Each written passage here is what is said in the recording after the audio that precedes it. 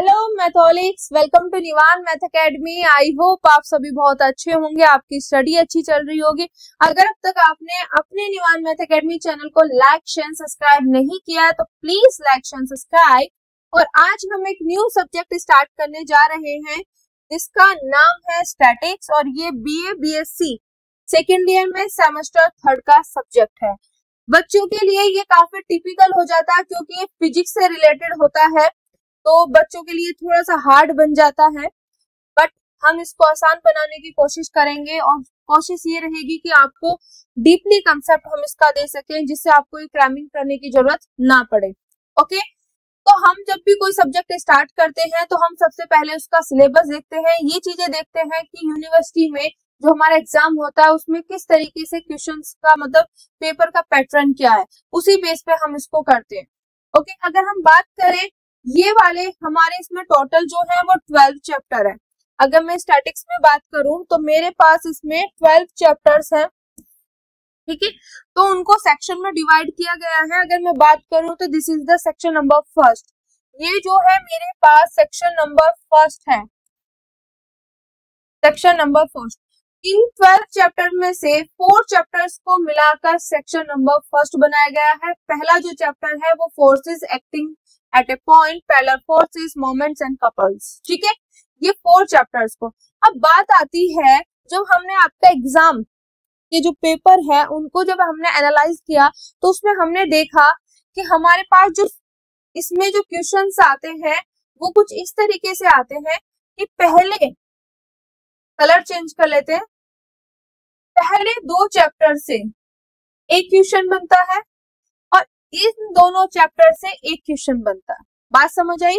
जो भी हमारे पास सेक्शन फर्स्ट आपके एग्जाम में आएगा, सिलेबस ये है उसका, तो उसमें जो क्वेश्चन का पैटर्न आता है वो ये आता है कि इन 2 चैप्टर से 1 क्वेश्चन बनता है और यहाँ के 2 चैप्टर से 1 क्वेश्चन बनता है और हमें दोनों में से कोई एक करना होता है।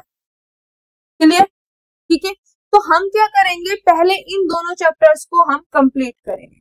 अगर आप सोचे होंगे कि ये 2 चैप्टर्स करा दो मैम, क्योंकि ये दोनों चैप्टर्स इनके ऊपर डिपेंड करते हैं तो हम इनको ही चैप्टर्स को करेंगे, पहले फर्स्ट चैप्टर फिर सेकंड चैप्टर, इनको अच्छे से समझ लेंगे, ठीक है।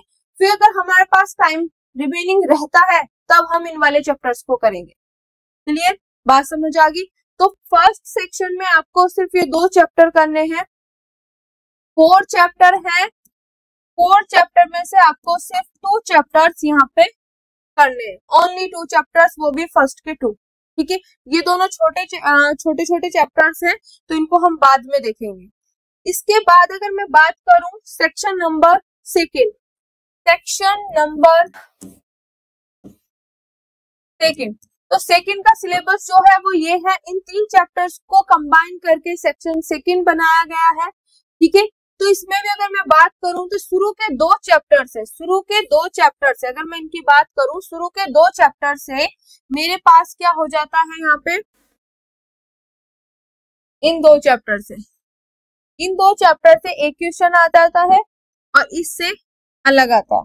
तो इसमें क्या करेंगे, हम इन दोनों चैप्टर्स को करेंगे और इसको अभी नहीं करेंगे। क्लियर हो गया? यहाँ पे 3 चैप्टर्स हैं बेटा, 3 चैप्टर में से हम 2 चैप्टर करेंगे और हमारा एग्जाम में एक क्वेश्चन आराम से बन जाएगा। क्लियर हो गया? ठीक है, पहले वाले सेक्शन में हमने 2 चैप्टर छोड़े, यहाँ पे मैंने एक चैप्टर छोड़ा, ठीक है। 2 सेक्शन आपको समझ आ गए। This is the section number 3, ये है मेरे पास सेक्शन 3। तो सेक्शन 3 जो है इन दोनों चैप्टर्स को कंबाइन करके बनाया गया है और इस सेक्शन में हम दोनों ही चैप्टर करेंगे, इसमें से हम कोई सा भी चैप्टर नहीं छोड़ सकते। क्यों? अगर मैं इस वाले चैप्टर को छोड़ना भी चाहूँ तो जो मेरे पास सेक्शन नंबर 4 रहेगा उसमें मुझे प्रॉब्लम क्रिएट होगी, तो उसमें प्रॉब्लम क्रिएट ना हो इस वजह से मैं दोनों ही करूंगी। क्लियर हो गया? देन उसके बाद जो आता है this is the 4th section, section 4, section 4 है ये हमारे पास और इसमें जो है ये 3 चैप्टर्स है हमारे पास, इंचेस, नल लाइंस और नल प्लेन्स, स्टेबल, अनस्टेबल, यहाँ पे कोमा लगा लेना, अनस्टेबल, एंड हमारे पास क्या आ जाएगा, न्यूट्रल इक्विलिब्रियम, ठीक है। तो ये मेरे पास यहाँ पे क्लियर। तो इन तीनों चैप्टर्स में से हम शुरू के 2 चैप्टर्स करेंगे, यहाँ से आपका एक क्वेश्चन बन जाएगा और इस चैप्टर्स को हम नहीं करेंगे। तो आपने देखा होगा मैंने पूरे के पूरे 12 चैप्टर हैं, मैंने कितने चैप्टर्स यहाँ पे छोड़े, मैंने 2 चैप्टर यहाँ पे छोड़े, इनको हमें नहीं करना है। 3 और 4 हमारे पास पूरे के पूरे जो सेक्शन है उनमें 12 चैप्टर है। 12 चैप्टर में से हम सिर्फ 4 चैप्टर को छोड़ेंगे और 8 चैप्टर को पहले करेंगे। जब हमारा पूरा का पूरा सिलेबस कंप्लीट हो जाएगा उसके बाद ये 4 चैप्टर्स हम करेंगे। ठीक है, बात क्लियर होगी। पहले हमारा टारगेट रहेगा एग्जाम डिसाइड की एग्जाम में पेपर किस तरीके से आता है, तो मैंने वो एग्जाम पेपर आपके देखे, उस हिसाब से हमें ये 8 के 8 चैप्टर करने हैं और 4 चैप्टर को अभी छोड़ना है। टाइम रहते ही अगर जैसे टाइम बचेगा उसी हिसाब से हम ये 4 चैप्टर करा देंगे।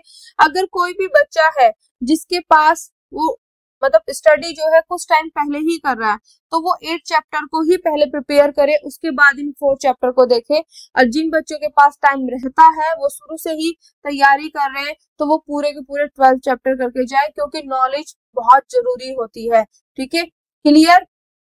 तो मैंने आपको ये पूरा का पूरा पैटर्न बता दिया और ये भी देखा कि यूनिवर्सिटी में किस तरीके से एग्जाम पेपर आते हैं उनके बेस पर।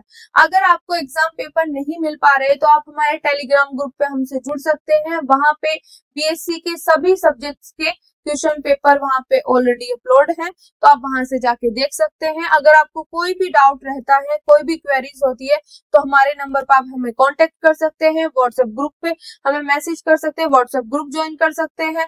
ठीक है, तो आज के लिए थैंक यू सो मच। सिर्फ आज का मेरा टारगेट ये था कि जो हम स्टैटिक्स सब्जेक्ट स्टार्ट कर रहे हैं उसका सिलेबस क्या है और एग्जाम में किस तरीके से उसका पैटर्न आता है। तो 12 चैप्टर में से हम 8 चैप्टर को पहले टारगेट करेंगे, उसके बाद जो रिमेनिंग 4 चैप्टर है उनको हम बाद में देखेंगे। तो आज के लिए थैंक यू सो मच। जय हिंद, जय भारत।